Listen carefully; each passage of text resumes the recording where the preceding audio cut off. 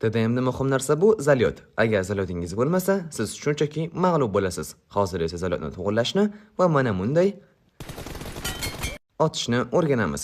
Zalyot o'zi nima degani? Zalyotning ma'nosi bu o'qingizni aytilgan nuqtaga tekis uchishi. Agarda zalyotingiz yaxshi bo'lsa, o'qingiz tekis uchadi. Zalyot asosan katta FPS devaslarda bo'ladi. Misol, eng zo'r zalyot iPadda. Xo'p, zalyotning ma'nosini tushunib oldik. Endi TDMda headshot berishni o'rganamiz. Xo'p, TDMda uchta headshot berish uchun harakatlanishda ham bilish kerak. Ko'p kishi mana shunday chap o'ng qilib harakatlanib otishadi. Lekin bu katta xato. Sababi mana bu pritsel ko'rib turganlaringdek chap o'ngga yursak, ko'talashib boryapti. Bu degani zalyot pasayyapti. Zalyot pasaydi degani endi tugadiganida. Xo'sh, to'g'ri harakat mana bunday bo'ladi. Chapga yurib o'tirib turamiz, o'ngga yurib o'tirib turamiz. Shu harakatni qayta-qayta qilib otsak, ko'rib turganlaringdek dushmanimizga o'q tegish qiyinlashadi va siz zalyotingiz pipets bo'ladi.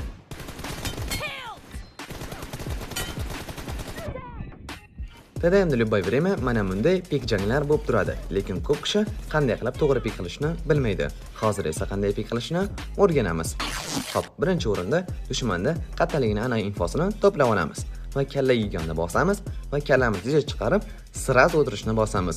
Va qarabmizki, dushmanimizga 3 ta hit tegadi va bu pikdan keyin dushmanimiz mana shu gapni aniq aytadi. Nixuya söyle. Tak, TDMda eng muhim narsalardan bittasi bu dushmanda fikrini o'qish. Misol, mana bu konteynerda dushman turibdi va u qaysi joydan pik qilishini oldindan bilishingiz kerak. Xo'p, bu konteynerda dushman chap tarafdan pik qilishi juda ham foizi katta. O'ng tomondan esa chiqishi kam. Voy, tepadan o'tib qo'ydi-yu. Albatta hazil, tepadan sakrab otishni ham inobatga olish kerak, chunki ko'p kishi chetdan sakrab HP'sini yeb, siz push qilib turgan joyingizda sizga push qilib yuborishi mumkin. O'shaning uchun strahobkani olib, chapdan chiqish foizi 70%, o'ng tarafdan 20%, 10% shu tepadan. Xo'p, chustvительность va настройка. Tak, chustvительностьda hech qachon content makerlardan olmang, chunki ular 10 ta o'yindan bitta chiroyli chiqib qolgan kiyimni viza qilib qo'yadi. Keyin nimaymanda hit bermayapti degan savollarni o'zingizga berasiz. Maslahatim, haqiqiy TDMlardan olinglar. Misol, Aslanboy, Timur va shunga o'xshash insonlardan olinglar. Chunki ular TDMda content makerlarga nisbatan ancha tushunadi. Chustvительностьda ham, hit berishni ham ular ko'proq tushunadi.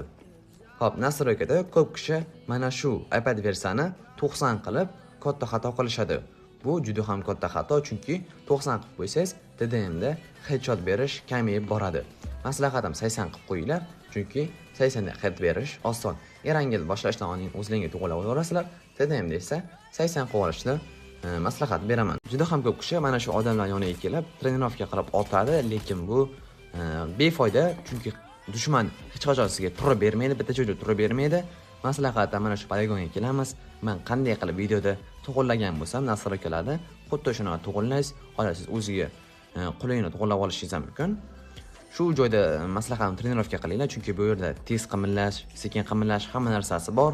Shu yerda o'ziga qulayini tanlab, shu yerda trenirovka qilishingizni maslahat beraman. Chunki mana bu yerda trenirovka qilib, mana hozirgi rezultatimi ko'rib turganlaringdek, uchta headshotlar berib yuribmiz-da. Shu bilan videomiz o'z nihoyasiga yetdi.